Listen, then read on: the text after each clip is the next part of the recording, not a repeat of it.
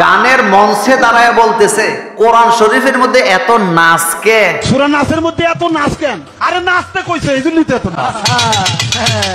কুল আউযু বিরাব্বিন নাস, মালিকিনুন নাস, ইলাহিনুন নাস, হ্যাঁ, মিন শাররিল ওয়াসওয়াসিল খান্নাস, আল্লাযী ফি সুদুরিন নাস, মিনাল জিন্নাতি ওয়ান নাস, ফি সুদুরিন নাস। কোরআন শরীফের মধ্যে বলে নাচ, কয় কোরআনের মধ্যে এত নাচ কেন? তো নাচটা কি? হেতে নিজে নিজে কইতেছে কুল আউযু বিরাব্বিন নাস, মালিকিন নাস, ইলাহিন নাস। আল্লাহ কয় খালি নাচ নাচ নাচ।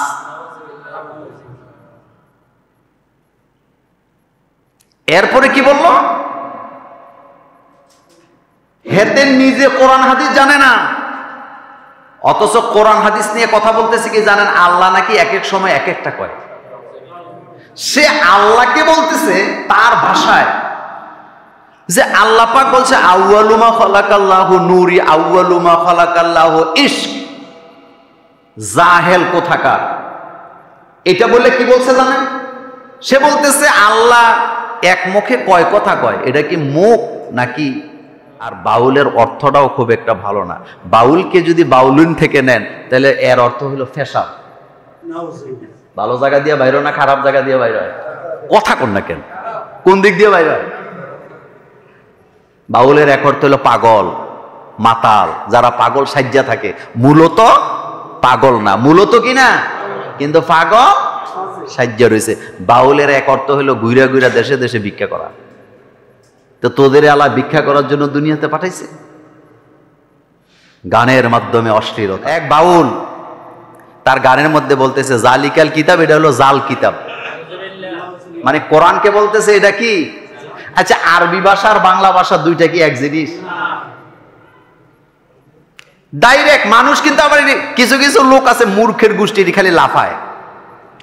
মানে বাউলে বলতেছে জালিকাল কিতাব, এটা জাল কিতাব, হেতে আবার নিচের থেকে ডুব ডুবে যায় ঠং ঠং ঠং। হ্যাঁ ঠিক ঠিক ঠিক। তো এক পাগলের লগে আরেক পাগলের কি হয়েছে? সাক্ষাৎ হয়েছে। বল, এক পাগলের লগে আরেক পাগলের সাক্ষাৎ হয়েছে। মানে বলতেছে তুমি একাই নিজেরে আল্লাহ বলে দাবি করে বৈশা রইলা। তুমি যদি আরো 10-12 জন আল্লাহ তোমার সাথে রাখতা তাহলে শক্তিটা তোমার আরো বাড়ত। ছাগল কোথাকার! ছাগলে কি না কয়? কি বলে? ছাগলে কি না খায়, পাগলে কি না খায়। এই কথা বলার পরে কোন মোমেনের মাথা ঠান্ডা থাকার কথা নাকি? আরো কয়েকটা আল্লাহ টাল্লাহ থাকলে তোমার লগে সমস্যাটা কি আছে? আর কথার নমুনা কি জানেন? প্রতিটা কথা ব্যঙ্গ করে করে বলে। বাউলদের বর্তমানে মোটামুটি যে সর্দার নেতৃত্ব দেয় তার নাম হচ্ছে আবুল সরকার। নাম আবুল সরকার, কিন্তু হেতে আসলে একটা আবুল্লা। হেতে একটা কি? আবুল্লা। এখন দেখেন ঝগড়াটা কিভাবে লাগাইছে। আমাদের কোনো দোষ নাই, আমরা তো তাদের বিরুদ্ধে কথা বলে এত সময় কি আমাদের কাছে আছে নাকি? সে তার গানের মঞ্চে দাঁড়ায় বলতেছে কোরআন শরীফের মধ্যে এত নাচ কে? মনোযোগ আছে? কোরআন শরীফের মধ্যে বলে নাচ, কোরআনের মধ্যে এত নাচ কেন? তো নাচটা কি? হেতে নিজে নিজে কইতেছে কুল আউযু বিরাব্বিন নাস, মালিকিন নাস, ইলাহিন নাস। আল্লাহ কয় খালি নাচ নাচ নাচ।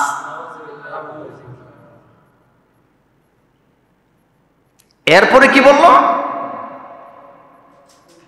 হেতে নিজে কোরআন হাদিস জানে না, অথচ কোরআন হাদিস নিয়ে কথা বলতেছে কি জানেন? আল্লাহ নাকি এক এক সময় এক একটা কয়। সে আল্লাহকে বলতেছে তার ভাষায়, যে আল্লাহ পাক বলছে আউয়ালু মা খালাকাল্লাহু নূরি, আউয়ালু মা খালাকাল্লাহু ইশক। জাহেল কোথাকার! এটা বলে কি বলছে জানেন? সে বলতেছে আল্লাহ এক মুখে কয় কথা কয়, এটা কি মুখ নাকি? ওই শব্দটা নাইবা বললাম। মনোযোগ আছে আপনাদের? আছে। এরপরে কি বলল? কয় ফেরেশতাদেরকে আল্লাহ পাক বললেন, আমাদেরকে আল্লাহ বললেন তোমরা আমাকে সেজদা করো, তো আমরা সেজদা দিই আল্লাহু আকবার। মনোযোগ আছে? কি বলে? আল্লাহু আকবার। তো ফেরেশতারা যখন আদমরে সেজদা দিছিল তখন বোধহয় বলছিল আদম ফাকবর।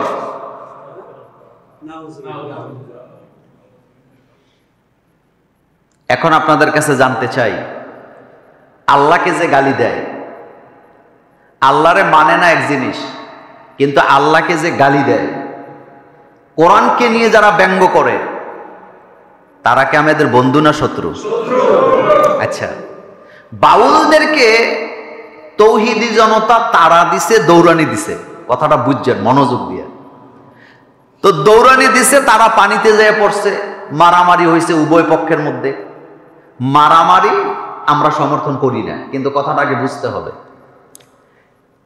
মারামারি হয়েছে দুই পক্ষের মধ্যে, গালাগালি হয়েছে, দৌড়ানি টোড়ানি হয়েছে, পানিতেও পড়ছে। কিন্তু আমার দেশের কিছু রাজনৈতিক নেতারা বুঝে না বুঝে, বুঝে না বুঝে বাউলদের পক্ষ নিছে, যে তাদের গায়ে হাত তুলছে। কিন্তু বাউলদের গায়ে কেন হাত তুললো? বাউলরা যে আমার আল্লাহকে গালি দিয়ে আল্লাহর বিরুদ্ধে কথা বললে জঘন্য অপরাধ করেছে, এই কথাটা কিন্তু তারা একবারও বলে না। বিএনপির মহাসচিবের মতো একটা মানুষ, বিএনপির মতো একটা দল, জিয়াউর রহমান ডানপন্থী না বামপন্থী? কোন সন্দেহ আছে? ওনার দলের মহাসচিব বাউলদের ব্যাপারে এমন ভাবে পক্ষ নিল, মনে হয় যেন সে যুদ্ধ ঘোষণা করছে। কিন্তু মহাসচিবের মুখ দিয়ে একবারও আসলো না যে বাউলরা যে আল্লাহরে গালি দিল, আল্লাহরে যে বললো, এটা কি মুখ নাকি? এটা আমি বলবো না। আল্লাহরে যে বলতে পারে, এটা মুখ নাকি এই? সে কাফের, তাকে যারা সমর্থন করবে তারা কাফের, তাকে যারা বাঁচাবার চেষ্টা করবে তারা কাফের, এবং তাদের এই বক্তব্যে যদি তারা ক্ষমা না চায়, বাংলাদেশের 18 কোটি মুসলমানেরা তাদেরকে প্রত্যাখ্যান করবে।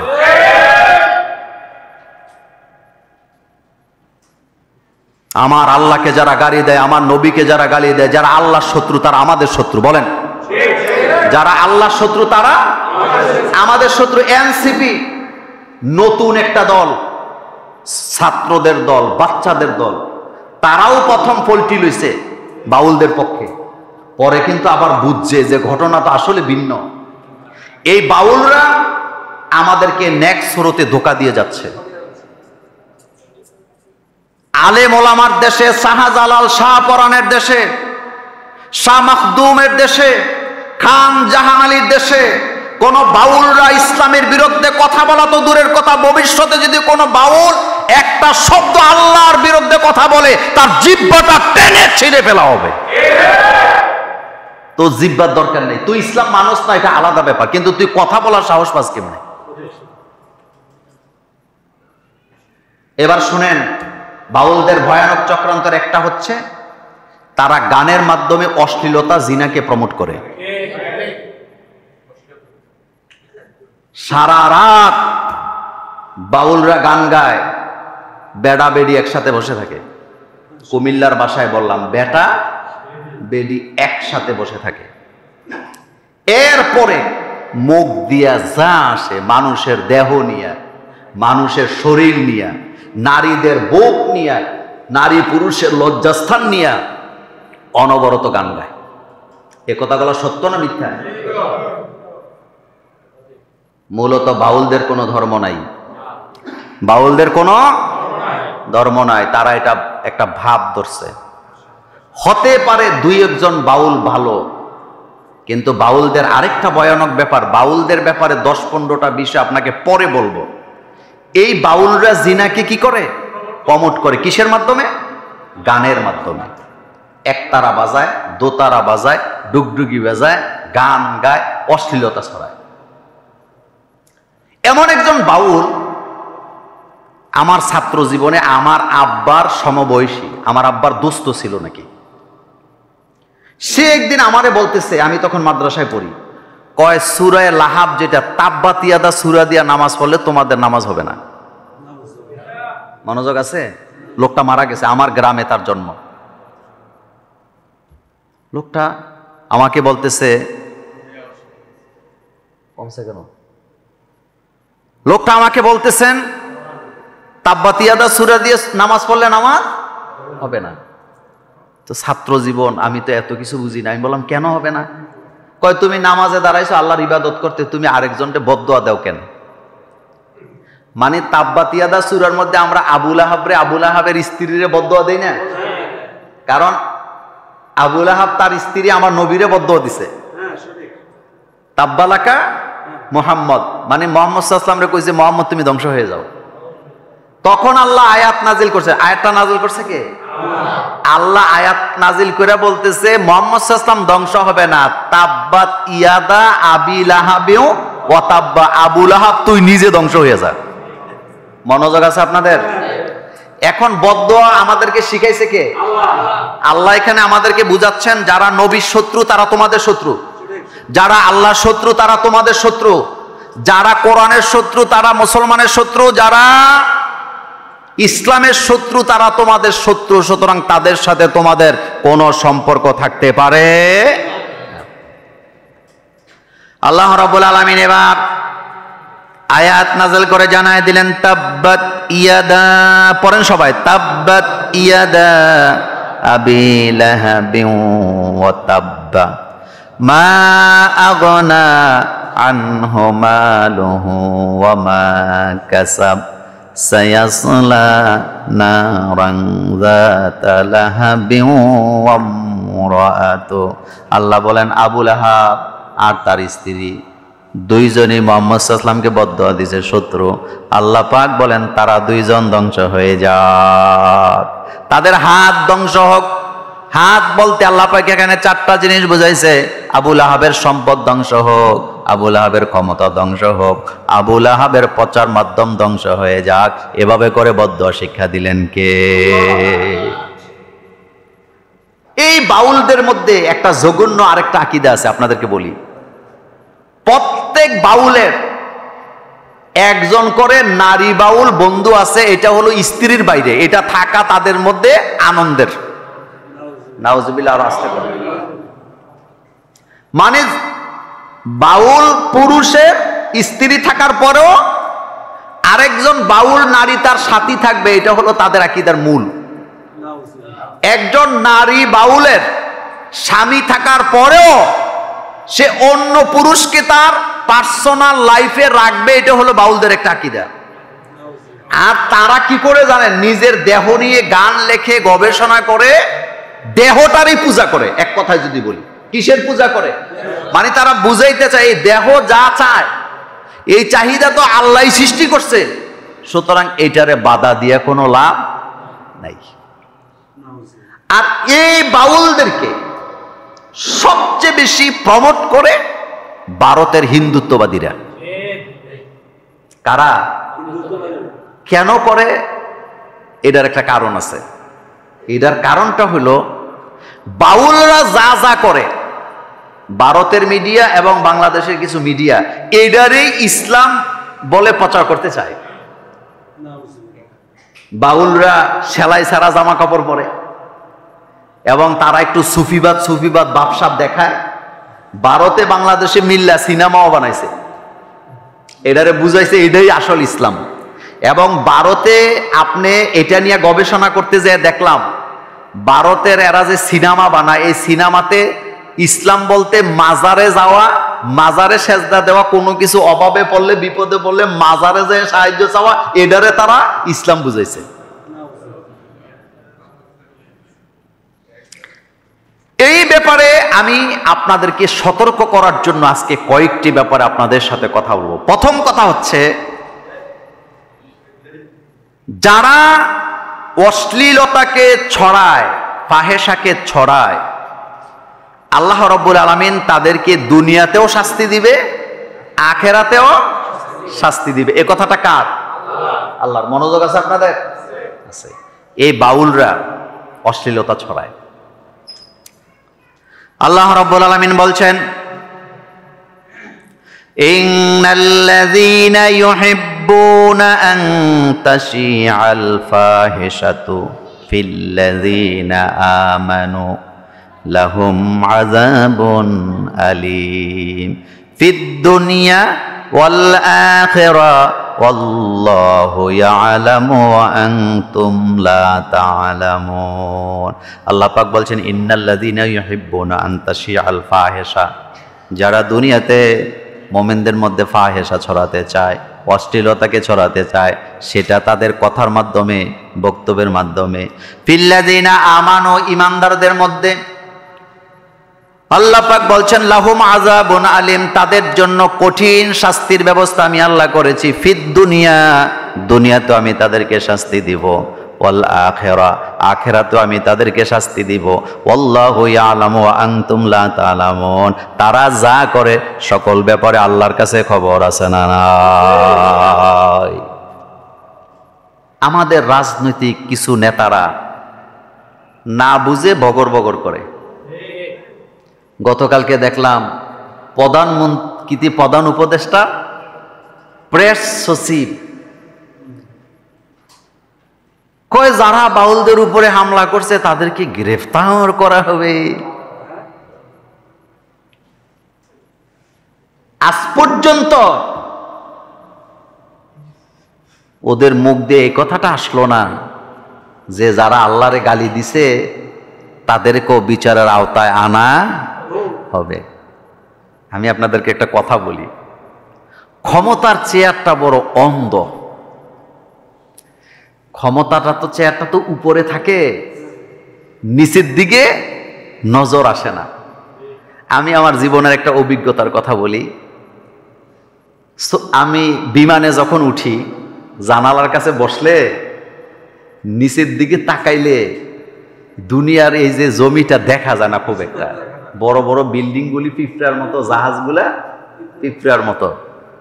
তখন নিজের খুব হেডামলা মনে হয়, কত উপরে উঠে গেছি। কিন্তু আল্লাহর সৃষ্টির তুলনায় কদ্দুর উঠছি বলেন তো? এই ক্ষমতার চেয়ারটা, এটা এমন একটা জিনিস, এটাতে বসলে নিচের দিকে আর চোখ পড়ে না। এটা অন্ধ। বলেন এটা কি? যখন এই অন্ধত্ব কেটে যায় তখন দেহে ডাইনেও কেউ নাই, বামেও কেউ নাই, সামনেও কেউ নাই, পেছনেও কেউ নেই।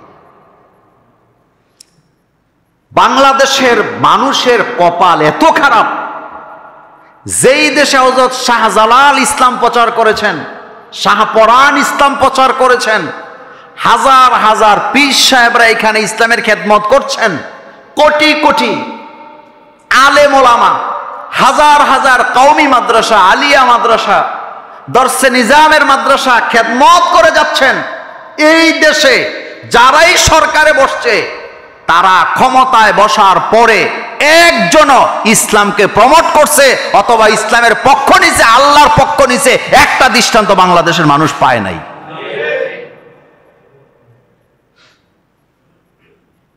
আল্লাহরে গালি দিলি কেন, এ কথাটা একবারও বলবে না।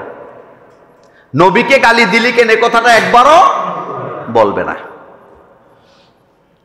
ওদের পক্ষে আবার দেখলাম ফরহাদ মাজার সাহেব খুব নামছে। কত কত নেতা আইব আর যাইব, লাভ নাই।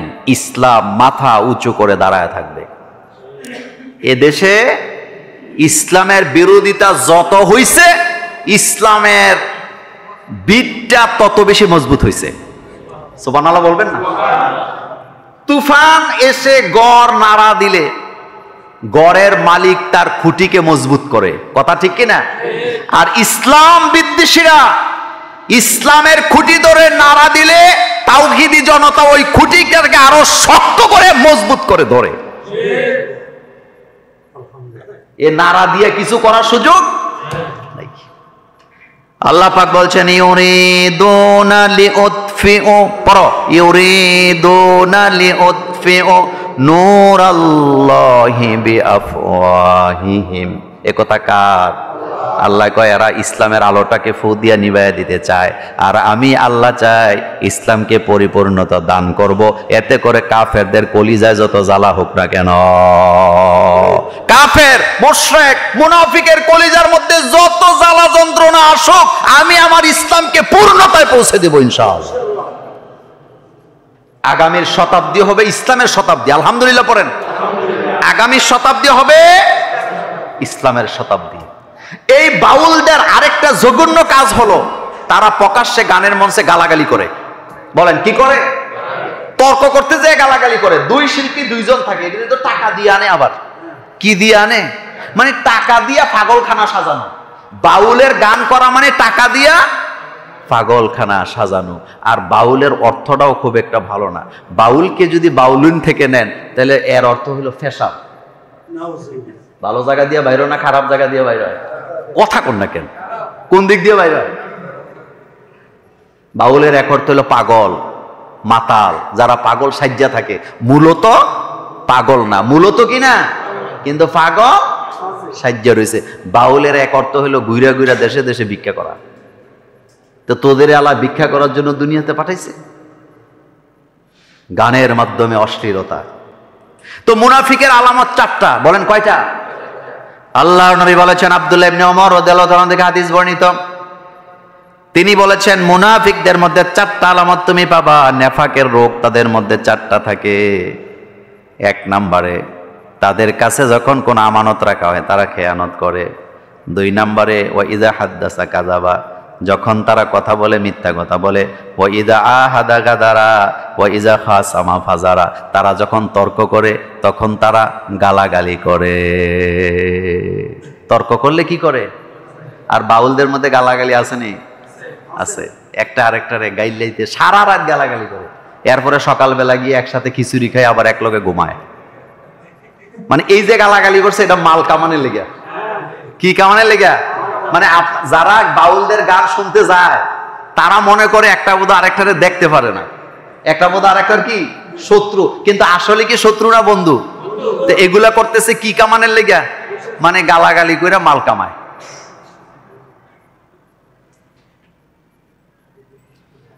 এই গালাগালি শোনার জন্য একদলেরা টাকা দিয়া তাদেরকে আনে। এই আবুল্লার গলার মধ্যে সেদিন দেখলাম টাকার মালা। কিসের মালা? টাকার মালা। এখনই সময় এসেছে বাংলাদেশের 4 লক্ষ মসজিদ থেকে তৌহিদি জনতাকে জাগ্রত করতে হবে। বাউল যেখানে, গণদোলাই সেখানে। তুমি জেলখানা বানাইবে, আমগরে হুমকি দাও, যারা আক্রমণ করছে তাদের গ্রেফতার করা হবে। তো তোমার জেলখানা, হাসিনার জেলখানাই তো আমাদের জায়গা হইছে না।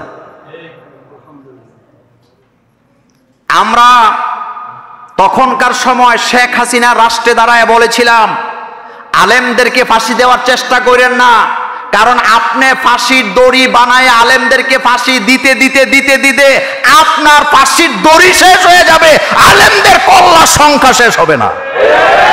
একটারে দিলে 10টা আসবে। সুতরাং ইউনূস সরকারের প্রেস সচিবকে জানান দিতে চাই, তুমি আমাদেরকে জেলের ভয় দেখায়ো না, তোমার জেলখানায় আমাদেরকে জায়গা দেওয়ার ক্ষমতা তোমার নাই।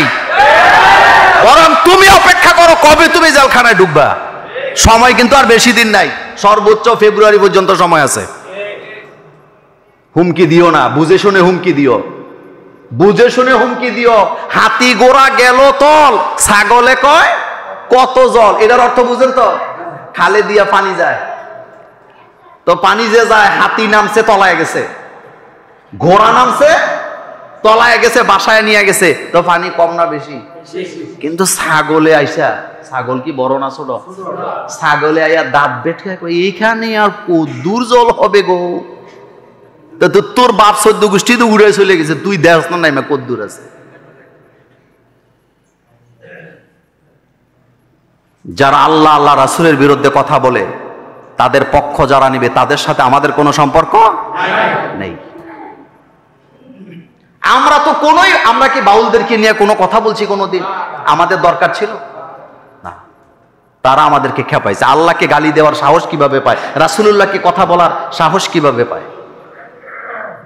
আমার কলেজার ভাইয়েরা, আল্লাহর প্রতি যারা মন্দ ধারণা করে, আল্লাহকে যারা গালাগালি করে, তারা হচ্ছে, তাদের ধারণা হচ্ছে এমন, তারা তাদের ধারণা দিয়া আল্লাহর ব্যাপার আমাদের মধ্যে খারাপ আকীদা ঢুকায় দিতে চায়। আল্লাহ পাক বলছেন তারা নিজেরাই হলো খারাপ আকীদা। এটা কার কথা? আয-যান্নিনা বিল্লাহি যান্নাস সাও। আল্লাহ পাক বলেন তাদের ধারণা বড় খারাপ, বড় ভয়ানক।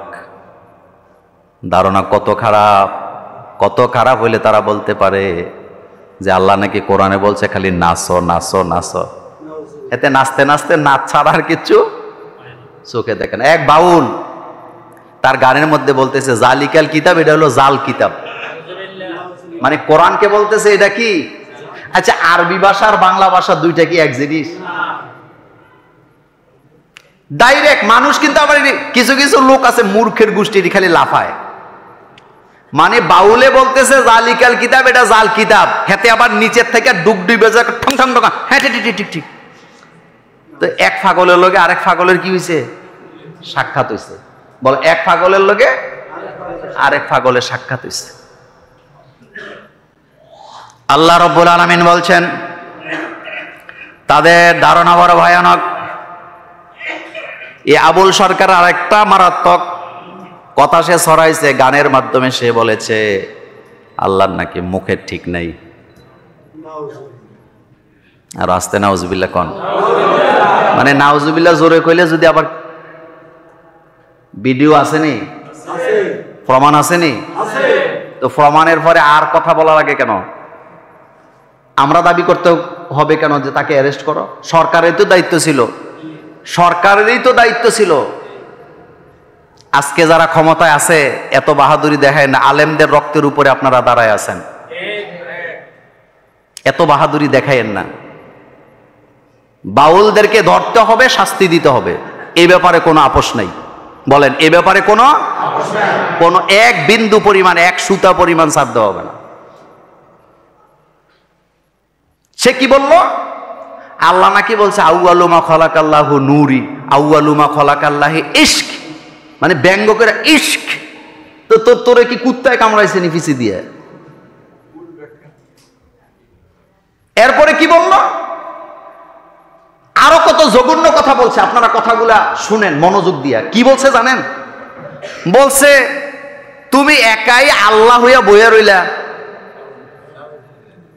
তুমি যদি আরো তোমার লগে আরো 10-12 জন আল্লাহ বানাইতা তোমাদের ক্ষতি, তোমার ক্ষতিটা কি আছিল? কত বলবো আপনাদেরকে, কয়টা বলবো? মানে বলতেছে তুমি একাই নিজেরে আল্লাহ বলে দাবি করে বৈশা রইলা, তুমি যদি আরো 10-12 জন আল্লাহ তোমার সাথে রাখতা তাহলে শক্তিটা তোমার আরো বাড়তো। ছাগল কোথাকার! ছাগলে কি না কয়? কি বলে? ছাগলে কি না খায়, ছাগলে কি না খায়। এই কথা বলার পরে কোন মোমেনের মাথা ঠান্ডা থাকার কথা নাকি? আরো কয়েকটা আল্লাহ টাল্লাহ থাকলে তোমার লগে সমস্যাটা কি আছে? আর কথার নমুনা কি জানেন? প্রতিটা কথা ব্যঙ্গ করে করে বলে। আল্লাহ রাব্বুল আলামিন বলছেন, তো তাই সে বলতেছে কি আল্লাহর কথার কোনো কি নাই, ঠিক ঠিকানা নাই। আসলে কি আল্লাহর কথা ঠিক নেই না শয়তানের কথা ঠিক নেই? আল্লাহ রাব্বুল আলামিন বলছেন وقال الشيطان لما قضي الأمر إن الله وعدكم وعد الحق ووعدتكم فأخلفتكم। আল্লাহ পাক বলছেন وقال الشيطان لما قضي الأمر إن الله وعدكم وعد الحق। কিয়ামতের ময়দানে শয়তান এবং তার দলের লোকেরা একটা ঘোষণাই দিবে, আমরা তোমাদেরকে দিয়া যত শয়তানি মাতাব্বরি বান্দরামি করাইছিলাম, আমরা আমাদের ওয়াদাকে খেলাপ করলাম, আমাদের ওয়াদা ঠিক ছিল না। কিন্তু ওয়াদাল্লাহি হক, একমাত্র কার ওয়াদা সত্য? ওয়াদাকুম ওয়াদাল হক, তোমাদের সাথে আল্লাহ যে ওয়াদা করেছেন এই ওয়াদার মধ্যে কোনো খেলাপ হবে না। ওয়া ওয়া'আদতুকুম ফাআখলাফতুকুম, আমরা আমাদের ওয়াদা খেলাপ করলাম, কিন্তু আল্লাহ কখনো ওয়াদা খেলাপ করে না। সুবহানাল্লাহ। আল্লাহ মুমিনদেরকে বলছে আমি তোমাদেরকে বিজয় দিব, দিছেনি? জোরে বলেন দিছেনি? আল্লাহ মুমিনদেরকে বলছে যারা ইসলাম নিয়ে খেলামেলা করবে, বান্দরামি করবে, আমি তাদেরকে দুনিয়াতে লাঞ্ছিত অপমানিত করব। করেনি? আর জোরে বলেন করেনি? করে। আল্লাহ বলছে তুমি যদি মানুষের উপরে জুলুম করো, আমি তোমাকে এমন ভাবে লাঞ্ছিত করব। করেনি? আল্লাহ বলছে আমি তোমাকে ক্ষমতা থেকে টেনে বের করে দিব, দেয়নি? আল্লাহ বলছে আমি তোমার ক্ষমতায় বসায় দিব, বসায় কিনা? বসায়। আল্লাহ বলছেন তুমি অসুস্থ হলে আমি তোমাকে সুস্থতা দান করব, তুমি যখন অসুস্থ আমার কাছে সাহায্য চাও। এ ওয়াদাগুলা কার? আল্লাহ পাকের। এরপরে সে বলল কি আল্লাহ নাকি সকালে একটা কয়, বিকালে একটা কয়। নাউজুবিল্লাহ বলেন। আসলে কি ব্যাপারটা এমন? এবার দেখেন কোরআনে আল্লাহ পাক বলছেন সুন্নাতা মান ক্বাদ আরসালনা ক্বাবলাকা মির রুসুলিনা ওয়ালা তাজিদু লিসুন্নাতিনা তাহওয়িলা। আল্লাহ বলেন তোমার রবের কথার মধ্যে তুমি কোনো পরিবর্তন পাবা না, তোমার রবের আইনের মধ্যে, বিধানের মধ্যে কোনো তারতম্য তুমি পাবা না। আগের বিধান পরের বিধানে কোনো পার্থক্য নাই। আল্লাহর বিধান কখনো পরিবর্তন করা যায় না, পরিবর্তনের দরকারও হয় না। 5 ওয়াক্ত নামাজ দিছে কে? কিয়ামতের আগে 3 ওয়াক্ত বানানোর কোনো সুযোগ আছে? কোনো দরকার আছে নি? নাই। কোরআনকে পরিবর্তন করার কোনো দরকার আছে? কোরআন নাজেল হয়েছে 1500 বছর। কত বছর? একটা আয়াতও কি পরিবর্তন হয়েছে? একটা নক্তাও কি হয়েছে? একটা শব্দও কি হয়েছে? না। আল্লাহর বিধান পরিবর্তন করার কোনো দরকারই নাই, কারণ আল্লাহ যেটা নাজেল করে কিয়ামত পর্যন্ত সেটা থাকবে। সূর্য কোন দিকে উঠে, অস্ত যায় কোন দিকে, কিয়ামত পর্যন্ত এটা পরিবর্তন হবে। চাঁদের দেখা আমরা দিনে পাই না, রাতে পাই। দিনে কিন্তু চাঁদ থাকে, কিন্তু আমরা দেখিনি। দেখি কখন? এই বিধান কার? আল্লাহ পাক বলছেন লা শামসু ইয়ামবাগি লাহা আন তুদরিকাল কামার। এতে আল্লাহ পাক বলছেন চন্দ্র তার নিজস্ব কক্ষপথে চলে, সূর্য তার নিজস্ব রাস্তায় গতিতে চলে। চন্দ্র কোনো দিন সূর্যকে আক্রমণ করে না, সূর্য কোনো দিন চন্দ্রকে আক্রমণ করে না। এই বিধান কার? আল্লাহু আকবার বলবেন না?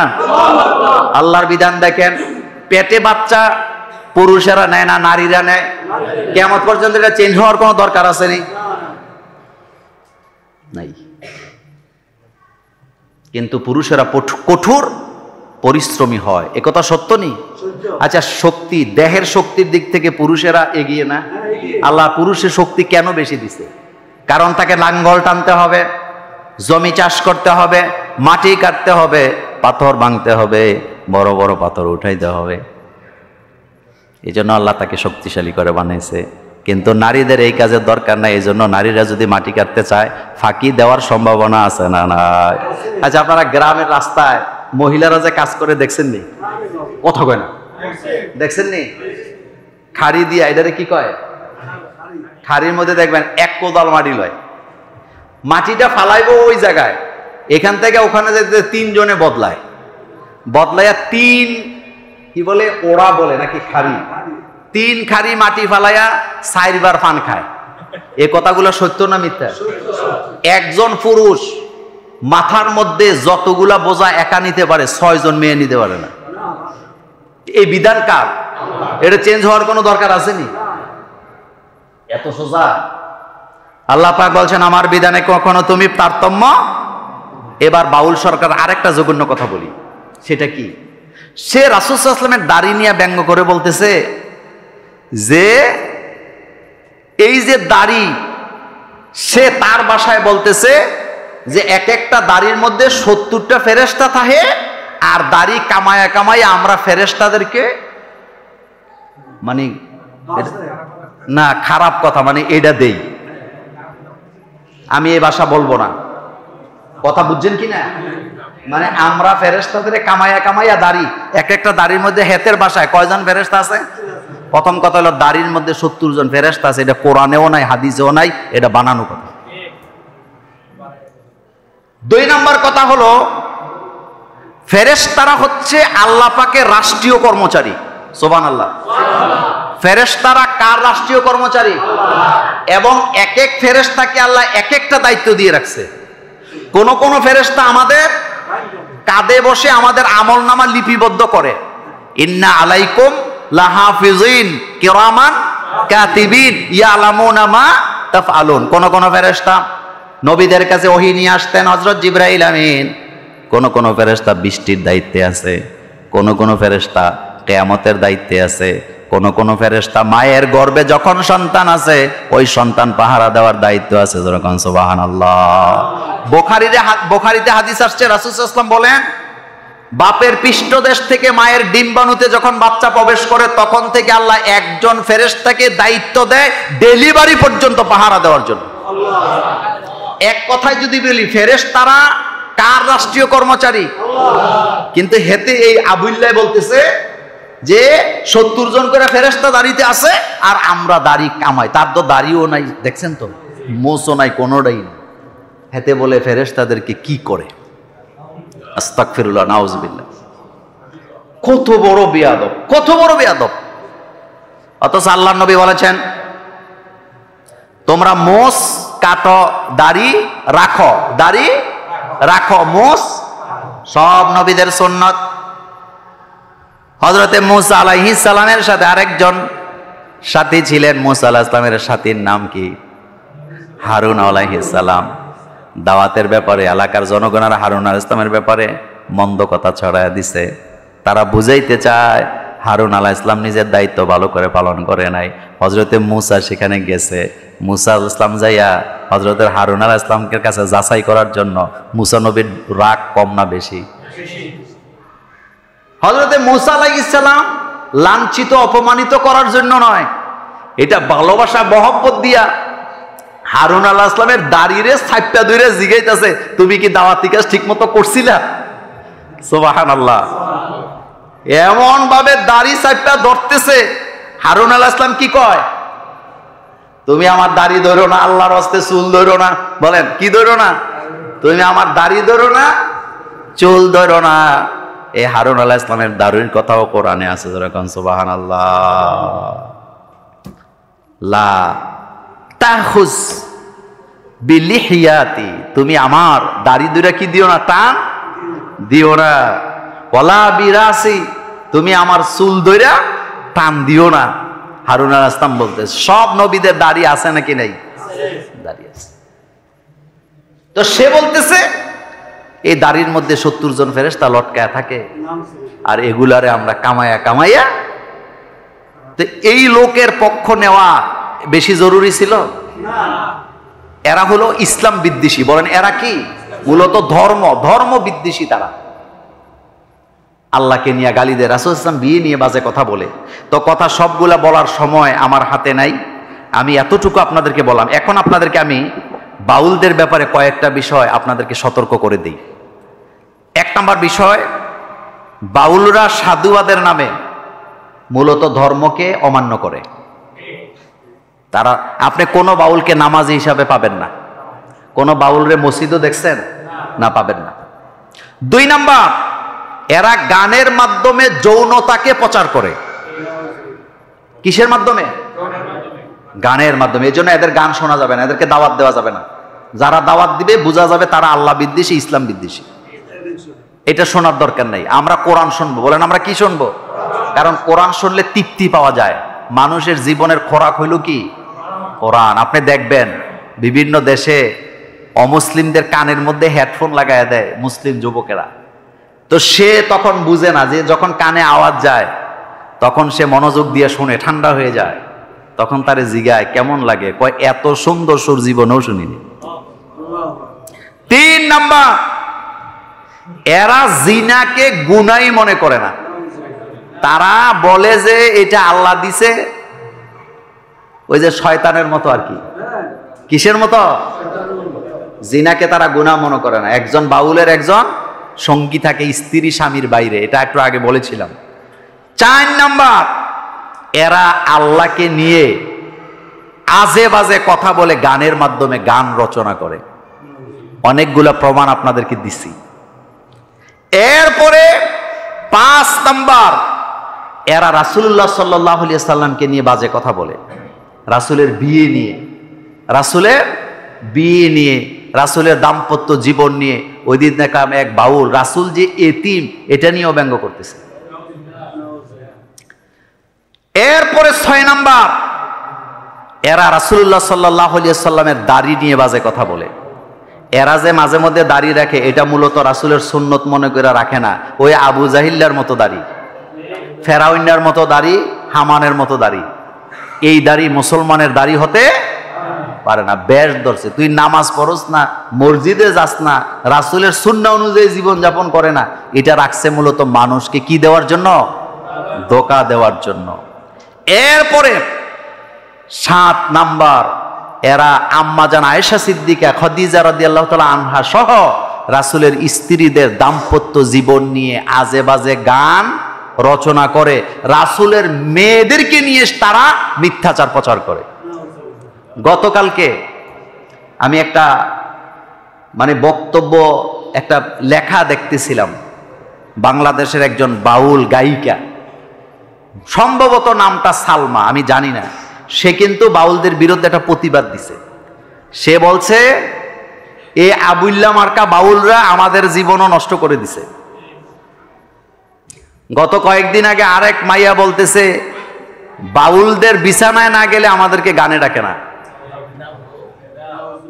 এটা তদন্ত রাষ্ট্র করা দরকার ছিল না কি ছিল না? দেখবেন সিনেমা করতে যাইয়া নারী দর্শন হয়, কি বলে নায়িকা হইতে যাইয়া নারী দর্শিতা হয়, এরপরে বিজ্ঞাপন করতে যায় নারী দর্শিতা হয়, বাউল গান গাইতে যায় নারী দর্শিতা হয়। এগুলি নিয়ে রাষ্ট্রযন্ত্র কোনো কথা বলে না, প্রতিবাদও করে না। যারা এগুলা করে তাদেরকে ধরতেও যায় না। কিন্তু কোন হুজুর যদি পর্দা নিয়ে একটু কঠিন বক্তৃতা দেয় তখন তাদের গায়ে আগুন জ্বলে যায়। এরকম বেয়াদব আসেনি? এরপরে 8 নাম্বার, এরা ধর্মীয় লেবাসে মূলত ধর্মের বিরোধিতা করে। ধর্মীয় লেবাসে ধর্মের বিরোধিতা করে। 9 নাম্বার, এরা ইসলাম ধর্মকে হিন্দুত্ব বাদ দিয়া সাজাইতে চায়। ইসলামে আপনার এটারে কি বলে, ওই যে দেশ ত্যাগ করে, সংসার ত্যাগ করে, এটারে কি কয়? বৈরাগ্য। কথা কন না কেন, কি কয়? ইসলামে বৈরাগ্যের কোন জায়গা নাই। একজন সাহাবা রাসূলের কাছে যায়, বলছে রাসূল আমি শুধু নামাজ পড়াম, সারা বছর আমি রোজা রাখবো। রাসূল কি খুশি হয়েছে না ধমকি দিছে? রাসূল বলছে আমি বিয়ে করি, আমি সংসার করি, আমি নামাজও পড়ি, আমি রাতও জাগি, আমি রোজাও রাখি, রোজা ভাঙি। তুমি কোত্থেকে আসছো? তুমি আমাকে, আমি বিয়ে করছি, তুমিও বিয়ে করবা, এটা আমার সুন্নত। সংসার ত্যাগ করা ইসলামে জায়েজ নাই। বলেন সংসার ত্যাগ করা ইসলামে? কিন্তু এরা এটা করে। 10 নাম্বার, এরা কোরআনকে ধর্মীয় কিতাবই মনে করে না। কোরআন থেকে বেছে বেছে কিছু আয়াত তারা বাংলা দিয়ে ব্যাখ্যা করে, যেমন জালিকাল কিতাব, তারা এটা জাল কিতাব। এরকমের অসংখ্য প্রমাণ আপনাকে দিতে পারবো। এরপরে এরা লালনকে, এদের একটা অংশ লালনকে শুধু নবী নয়, নবী বলে ঘোষণা দিছে। ভারতের আরেক লালনবাদ হিন্দু নেতা, হেতে তো বলেই দিছে, কয় লালন হইল বাংলাদেশের নবী। এরপরে এদের পক্ষে আর কোনো কথা বলা যায়? এখনো শেষ হয় নাই। এরপরে এরা স্বামী স্ত্রীর বাইরে একজনকে রাখা যায়, এটা তাদের জীবনের আনন্দ মনে করে যে আল্লাহ এই সুযোগ নাকি দিছে। নাউজুবিল্লাহি মিন যালিক। এভাবে করে তাদের অসংখ্য ভয়ানক আকীদা।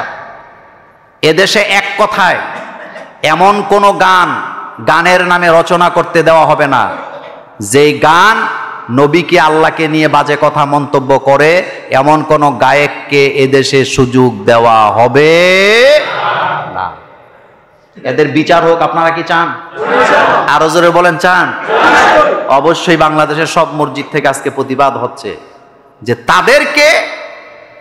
তারা তাদের মতো থাকুক, আমাদের কোনো আপত্তি নাই, কিন্তু তারা যদি আমাদেরকে খোঁচা মারে তাহলে আমরা কিন্তু ওই যে ঈসা নবীর উম্মত না, যে আপনি আমার একটা থাপ্পড় দিবেন আর বলবো ভাই তুমি কি ব্যথা পাইছো, আরেকটা দিয়ে যাও। আমাকে থাপ্পড় দিলে আমিও কি দেব? জবাবে থাপ্পড়ই তো দিব। ইটকা জবাব কথা কন, এটাই তো সিস্টেম। তুমি আমার নবীরে গালি দিও না, আল্লাহকে গালি দিও না, তুমি ইসলাম মান্য না, তো এত ঠেকা নাই, তুমি ইসলাম না মানলে না, কিন্তু ইসলাম নিয়ে বাজে কথা বলতে পারবা না। একটা শেষ কথা বলি, হযরত শাহজালাল ইয়ামানি রহমতুল্লাহ আলাই গৌর গোবিন্দ কি বলে, গৌর গোবিন্দকে 3টা কথা বলছিল। প্রথমে বলছে, তুমি ভয় পাইও না, আমি মারতে আসি নাই, তুমি যদি ইসলাম গ্রহণ করো ইসলামের দরজা খোলা, আসো। ইসলাম যদি না মানো ইসলাম তোমার নিরাপত্তা দিবে।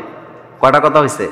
কিন্তু 3 নম্বরে বলছে, যদি তুমি ইসলামের বিরুদ্ধে কথা বলো তাহলে আমি শাহজালালের তরবারি দিয়ে ফয়সালা করা হবে। কথার মধ্যে ইনসাফ আছে রে? তুমি ইসলাম গ্রহণ করলে দরজা খোলা, আসো, না মানলে তুমি তোমার জায়গা থাকো, আমরা নিরাপত্তা দেব। কিন্তু তুমি যদি ইসলাম নিয়ে বাজে কথা বলো ফয়সালা হবে কি দিয়া? তরবারি দিয়া। এটা হলো ইনসাফের কথা। আমার কলিজার ভাইরা, আমি আজকে একটু বেশি সময় নিয়ে নিলাম, প্রকাশ করছি, কথাগুলো অত্যন্ত গুরুত্বপূর্ণ ছিল। আমাদের একজন ভাই আজকে আপনাদের সামনে একটু কথা বলবেন। আপনারা মাদ্রাসার খোঁজখবর আছে তো আপনাদের কাছে? ইনশাল্লাহ মাদ্রাসা সাজানো হচ্ছে, আপনারা সকলে যাবেন। 4 তারিখে ডিসেম্বরের কেরাত সম্মেলনের দাওয়াত আপনাদের সকলকে কুমিল্লা ঈদগায়।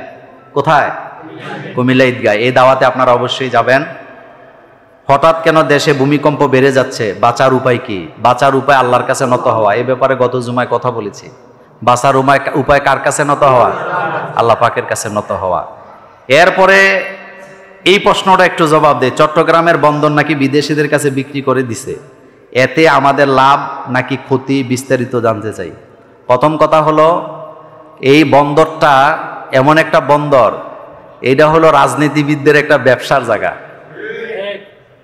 আমাদের কুমিল্লার এমন একজন নেতার সাথে আমার সাক্ষাৎ হয়েছে, যিনি এই বন্দর পরিচালকদের একজন ছিলেন, এবং উনি নিজে স্বীকার করেছেন ওখান থেকে মাসে মাসে কোটি কোটি টাকা নেতারা নেয়। কিন্তু এই টাকা কি নেতাদের না জনগণের? অসংখ্য রাজনৈতিক পার্টি, এদের মধ্যে কিছু সাংবাদিক বন্ধু আছে এই জায়গার টাকা ভাগ পায়। এখন এটা যদি বিদেশিদের হাতে যায় তাহলে ওনাদের ভাগটা কি হয়? বন্ধ হয়। বন্ধ হয়নি? আচ্ছা, আমরা তো ক্যান্টনমেন্ট এলাকার মানুষ নাকি? আমাদের ক্যান্টনমেন্টে সিএনজি স্টেশন আসেনি? কোনো টাকা টোকা বোধহয় লাগে না। অনেকে কয় না, চুপ করে আছে, না কোনো টাকা লাগে না।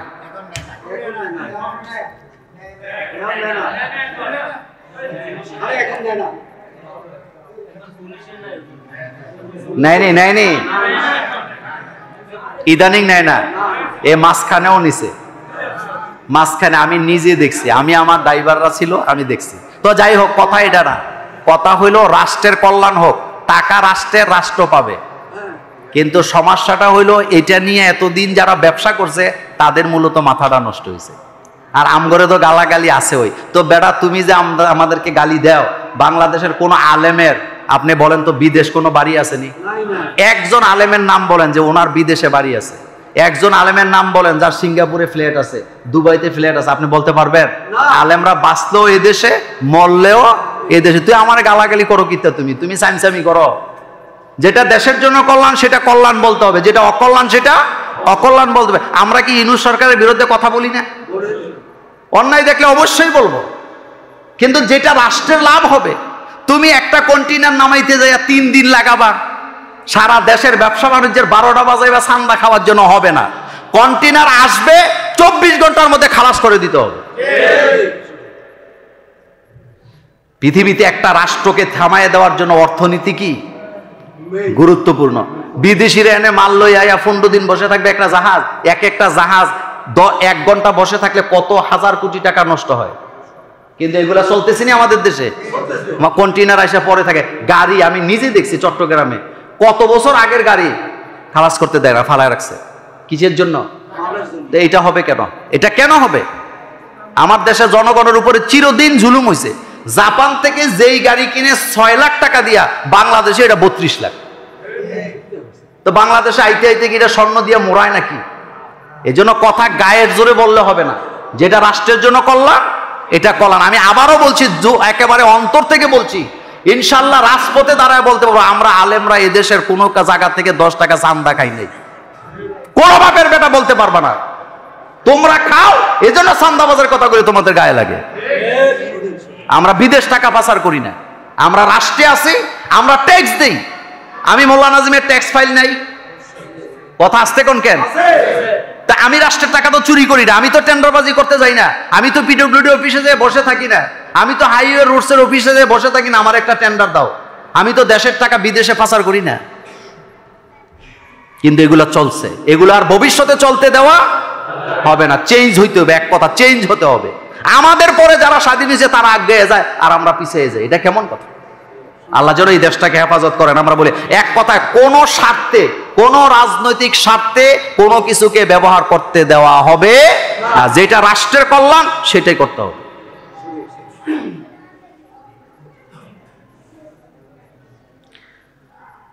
আজকে আর না, আমি আপনাদেরকে একটা দাওয়াত দিই, শুনেন। মাদ্রাসাটা আজকে আবার ভিজিট করবেন। আমরা মাদ্রাসা আপনাদের সন্তানদের জন্য যোগ উপযোগী করে সাজাচ্ছি, আপনি আইসা দেখে যাবেন। আর আজকে একটা নজর দিয়ে যাবেন, আজকে একটা নজর দিয়ে যাবেন। একজন বিজ্ঞ আলেম আমাদের মাওলানা আবু সাইদ খুদ্রি ভাই, যিনি বাংলাদেশের একজন ক্যালিওগ্রাফার, যিনি আরবিতে অনেক পারদর্শী এবং ভালো ওয়াজ বক্তৃতা তিনি দেন, তার নেতৃত্বে একদল ভাইয়েরা আমাদের মাদ্রাসা ক্লাসরুমগুলা সাজাচ্ছেন। আপনারা অনেকে হয়তো দেখছেন, আজকেও সবাইরে দাওয়াত থাকলো, আজকেও দেখে যাবেন। ইনশাল্লাহ ডিসেম্বরের প্রথম সপ্তাহ থেকে আমাদের অফিসও চালু হয়ে যাবে। তা আপনাদের সামনে এখন 10 মিনিট আমার ভাই মাওলানা আবু সাইদ একটু কথা বলবেন, এরপর ইনশাল্লাহ আমাদের খুতবা শুরু হয়ে যাবে। চলে আসুন। না, এখানে বসবো, এটা দিয়ে দাও, এটা সরাও, আমি নেমে।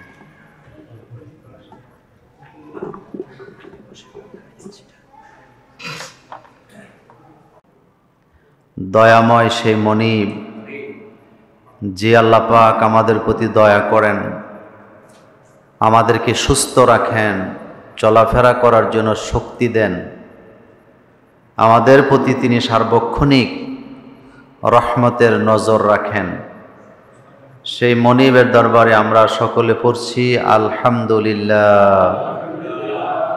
রব্বানা লাকাল হামদ হামদান কাসীরান তাইয়্যিবান মুবারাকান ফীহি। লাখ কোটি দরুদ ও সালাম বিশ্বের মানবতার মুক্তির দূত সাইয়্যিদুল মুরসালিন খাতামুন নবিয়্যিন আশরাফুল আম্বিয়া সাইয়্যিদানা জনাবে মুহাম্মদুর রাসূলুল্লাহ সাল্লাল্লাহু আলাইহি ওয়াসাল্লামের উপর। আমরা যারা ঈমান এনেছি আল্লাহর প্রতি, আখেরাতের প্রতি, ফেরেশতাদের প্রতি, কিতাবের প্রতি, নবীর প্রতি, তাকদীরের প্রতি, কোন মুমিন কখনো এমন কোনো কাজ করতে পারবে না যেই কাজের কোনো রেজাল্ট নাই। এক কথায় যদি বলি, কোনো মুমিন কখনো অনর্থক কোনো কাজ করতে পারবে না, পারে না, অনর্থক কাজ করতে পারে না, যেটা রেজাল্ট আছে, হয় আমি দুনিয়া পাবো, না হয় আমি আখেরাত পাবো, কিন্তু অনর্থক সময় নষ্ট করার কোনো সুযোগ নেই। আল্লাহ পাক বলছেন কাদ আফলাহাল মুমিনুন, মুমিনরা সফল। তো মুমিন কারা? আল্লাযীনা হুম ফি সলাতিহিম খাশিউন, যারা নামাজ আদায় করে খুশু খুজু ভাবে। ওয়াল্লাযীনা হুম আনিল লাগwi মুরিদুন, যারা বেহুদা কোনো কাজকর্ম করে না, ফাহেসা কাজ করে না। বেহুদা কাজ, ফাহেসা কাজ, নিজের মন গড়া কাজ, কথা, ইচ্ছামতো চলার কোনো সুযোগ মোমেনের নাই। কারণ মোমেন প্রতিজ্ঞাবদ্ধ কার সাথে? আল্লাহর সাথে। পৃথিবীতে আমরা ব্যবসা করি, ব্যবসায় লাভও হয়, লসও হয়, কিন্তু আল্লাহ পাক বলছেন তোমরা যদি আমার সাথে ব্যবসা করো। কার সাথে? আল্লাহর সাথে। বলেন কার সাথে? আল্লাহর সাথে। আল্লাহ রাব্বুল আলামিন বলছেন ইন্নাল্লাহা আশতারা মিনাল মুমিনিনা আনফুসাহুম ওয়া আমওয়ালাহুম বিআন্না লাহুমুল জান্নাহ। আল্লাহ বলেন নিশ্চয়ই মোমেনদের জান আর মালের বিনিময়ে আমি তাদেরকে জান্নাত দিয়ে দিয়েছি। তার মানে হলো মোমেনেরা আল্লাহর কাছ থেকে নিজের জান, নিজের মালের বিনিময়ে জান্নাত ক্রয় করেছে। আল্লাহ পাক বললেন, দুনিয়াতে তোমরা যদি ব্যবসা বাণিজ্য করো, তোমাদের ব্যবসায় লাভ হতে পারে, লসও হতে পারে, কিন্তু আল্লাহর ব্যাপারে আল্লাহ বলছেন লাং তাবুর, আমি আল্লাহর সাথে যদি তুমি ব্যবসা করো তাহলে তোমার ব্যবসায় লস হওয়ার কোনো সম্ভাবনা নেই। তুমি যদি আল্লাহর সাথে ব্যবসা করো, সেই ব্যবসাটা হবে জান দিয়ে, মাল দিয়ে। আল্লাহ পাক বলেন লাং তাবুর, আমার সাথে ব্যবসা করলে তোমার লস হওয়ার কোনো সম্ভাবনা নেই। আমার সাথে যদি ব্যবসা তুমি করো জান মাল দিয়া, ইমানের ব্যবসা, আমি আল্লাহ তোমাকে দুনিয়াতে সম্মানিত করব, আখেরাতে আমি তোমাকে মুক্তি দিয়ে দিব, তোমার জন্য আমি বিশাল জান্নাত বানায় রাখছি। এই কথাটাই সূরা মুমিনুনে আল্লাহ পাক বলছেন, ওয়াল্লাযীনা হুম আনিল লাগwi মুরিদুন। মোমেন কখনো বেহুদা কাজকর্ম করতে পারে না। মোমেনের প্রতিটা সময় কাজে লাগাতে হবে। মোমেন কাজ করবে দুনিয়া এবং আখেরাতের কল্যাণের জন্য। মোমেন কখনো সময় তাস খেলে নষ্ট করবে না, জুয়া খেলে নষ্ট করবে না, খেল তামাশায় মগ্ন থাকবে না। তারা কখনো মদের আড্ডাখানায় সময় নষ্ট করবে না। তারা কখনো এমন কাজ করবে না যেই কাজ করলে তাদের দুনিয়ার সময় লস হবে, নষ্ট হবে। কারণ মোমেনের প্রত্যেকটা সেকেন্ডের হিসাব দেওয়া লাগবে আল্লাহর কাছে। কার কাছে? মোমেন এমন কোনো কথা বলবে না যেটা মুখ থেকে বের হয়েছে, যেই কথার দ্বারা মানুষের ক্ষতি হয়, যেই কথার দ্বারা সমাজে অশ্লীলতা ছড়ায়, যেই সমাজে যাদের কথার দ্বারা ফিতনা ছড়ায়, এমন কোনো কথা মোমেন কখনো বলতে পারে না। অথচ আমার দেশে ইদানিং ফিতনা ছড়ায়, মানুষের মধ্যে ঝগড়া লাগায়, আল্লাহকে নিয়ে বাজে মন্তব্য করে, এমন মানুষও আছে না? না। আজকে আমরা একটি গুরুত্বপূর্ণ বিষয় আপনাদের সাথে কথা বলবো। প্রথম কথাটি হলো, এই দেশে দুইটা শ্রেণী আছে, নেক সুরতে আমাদেরকে ধোঁকা দিয়ে যাচ্ছে বছরের পর বছর, কিন্তু মূলত তারা আল্লাহ পাকেরও শত্রু, রাসূলুল্লাহর শত্রু, কোরআনের শত্রু, নামাজের শত্রু, যাকাতের শত্রু, ইসলামের শত্রু। কয়টা গ্রুপ? নেক সুরত ধারণ করছে, সুরতে দেখে আমরা সুবিবাদ, সুরতে দেখায় তারা আল্লাহর ওলি, সুরতে দেখায় তারা ইসলাম মানে, সুরতে দেখায় মনে হয় যেন তারা ফেরেশতা, কিন্তু মূলত তারা আল্লাহর শত্রু, আল্লাহ রাসূলের শত্রু, কোরআনের শত্রু। তারা 24 ঘন্টা আল্লাহ রাসূলের বিরুদ্ধে এমন জিনিসকে চর্চা করে যেই জিনিস দিয়া আল্লাহর বিরুদ্ধে কথা বলা যায়। জোরে কোন নাউজুবিল্লাহ।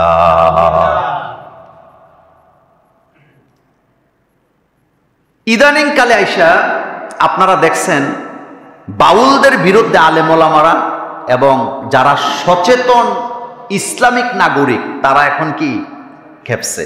কথা ঠিক নেই? তাদের বিরুদ্ধে আমাদের কথা বলার কোনো দরকারই ছিল না, কিন্তু তারা গায়ে পড়ে এসে আমাদের উপর ঝগড়াটা লাগাইছে। কথাগুলো মনোযোগ দিয়ে শুনবেন। কয়েকদিন আগে